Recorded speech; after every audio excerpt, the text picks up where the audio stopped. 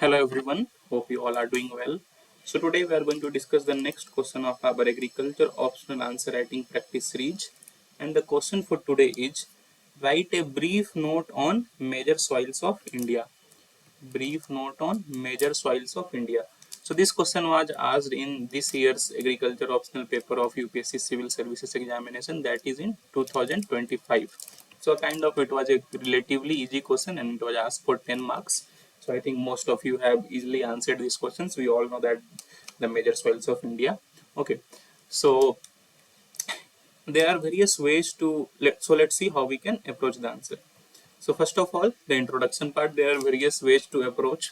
You could have approached by writing about the importance of soil, Indian soils, various, also we can also write there are various major soils, and of these major soils there are various subsoils also. There are 46 types of soils found in India. For example, we have alluvial soils. So we in alluvial soils also we have different types of sub-alluvial soils. Okay, so overall there are 46 types of more than 46 types of soils found in India. Okay, as per ICR. Or one approach I must let you know here, that you can also start with certain quotes, because there are a lot of quotes on soils by MS Swaminathan sir and various other personalities. So you can start with a quote also. Sometimes if you don't know how to start, simply remember for 3 4 quotes on agriculture, on soil, on climate, all these things, and it would be kind of a different introduction also, and it will impress a bit examiner also. So here you can start with a simple quote of on soil, such as soil is the most basic resource for agriculture to prosper. So this is a very good quote on soil which you can mention. And it is very easy to remember. We all know that without soil, agriculture is not kind of possible. Although we have hydroponics and other things, but soil is still the most basic resource. Okay. So this is how you can introduce your answers. Now let's move to the body. That is, we have to discuss the major soils of India. So the major soils, the first important soil is the alluvial soil. We all know alluvial soil. So its distribution, you can mention its distribution is in Indo-Gangetic plains and other river valleys. You can mention some characters of alluvial soil, such as it is fertile, it is rich in potash. Most of the soil, Indian soils generally near river valleys or in plains, are rich in potash, so do remember it. But it is kind of bit low in nitrogen. That is why when you see we provide a lot of urea in these regions, it is not like that it is very low in nitrogen, but as compared to the nutrients, the nitrogen availability a bit low. That is why in India we saw in all the fertilizers we apply, the amount of nitrogen is high. Crops, various kind of crops, it can suit it. It suits it. You can also mention it is bit low in phosphorus also. Okay, so that could be also mentioned. Various crops such as rice, wheat, sugarcane, pulses, wild seeds, it kind of supports all the major crops grown in India. Secondly, you can mention about black soil. It is also known as regur,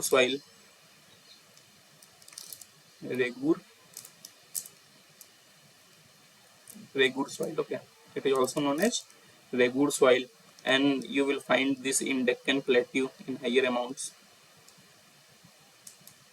In Deccan Plateau.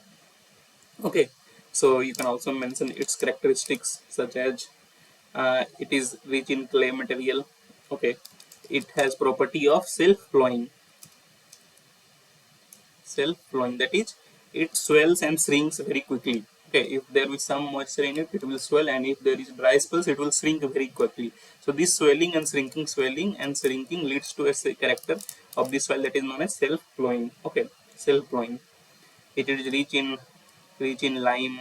It is rich in iron, but it is poor in nitrogen and phosphorus. Here the major crop you must mention is in black soil is cotton.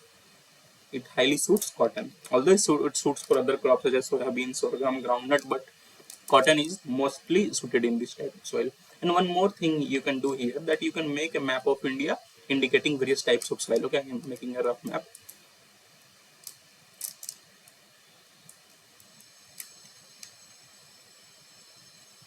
So this is kind of a rough map of India. You can locate uh, alluvial soils in this region, in the Indo-Gangetic Plain regions. You can look at black soils in these regions. You can look at mountain soils in these regions. Okay, you can look at red and yellow soils in these regions. Coastal soils are in these regions. Okay, sandy soils in this region. Kind of peaty soils in Kerala, Odisha, in these regions, coastal regions. Okay, so likewise you can laterite soils in here in Meghalaya region or regions of high rainfall such as here Western Ghats regions. So like this you can mention different types of soil in an Indian map. Okay, so this is an easy thing to do, and I think most of you will be able to do it. So you can draw a map here. So we have discussed alluvial soil and black soil. Now let's move to the red soil.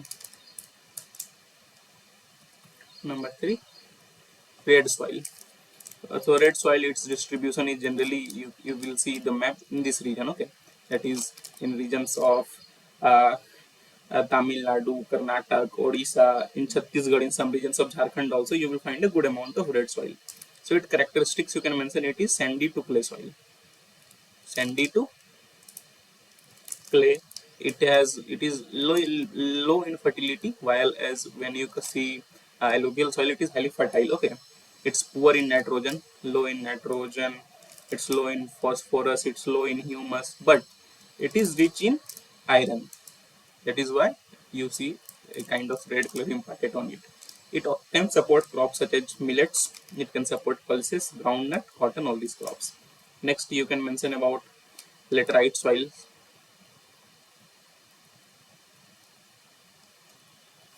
Laterite soils. So these soils are found in areas of high rainfall areas. Okay, later only means, later means brick. Okay, so these soils are found in areas of high rainfall,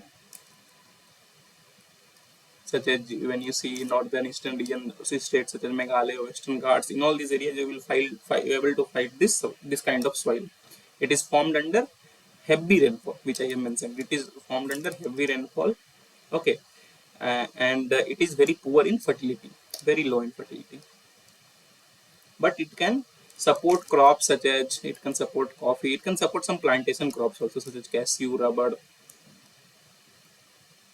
but it requires external management. Okay, so this was about laterite soil. You can mention about desert soil. Okay, desert soil or arid soils, whatever you want to write. So these are found in generally parts of Rajasthan, some part of Gujarat, some parts of Haryana. You will also see them. Its characteristics, obviously it is sandy, it is low organic, its organic matter is very low, the water holding capacity of this type of soil is very low. It can support crop but with irrigation, such as it can support crops such as bajra, jowar, some pulses, but we need irrigation. So this is about desert soil you can mention. Next you can mention about forest and mountain soil. Mountain and forest soils. This in the mountainous regions such as in Himalayan region, northeast region, Western Ghats, these types of soils can be found. It's these soils are acidic in nature.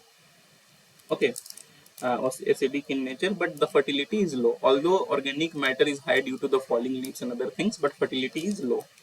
Okay, these soils can also support crops such as tea, coffee, spices, some spices, fruits, temperate fruits, generally temperate fruits, but you need management to for this crop to grow properly. You can also mention about saline and alkaline soil. Saline and alkaline soil. So these are you can find them in regions such as of Punjab, Gujarat, some regions of UP also. Generally Gujarat you will find a lot of saline soils in Kutch region.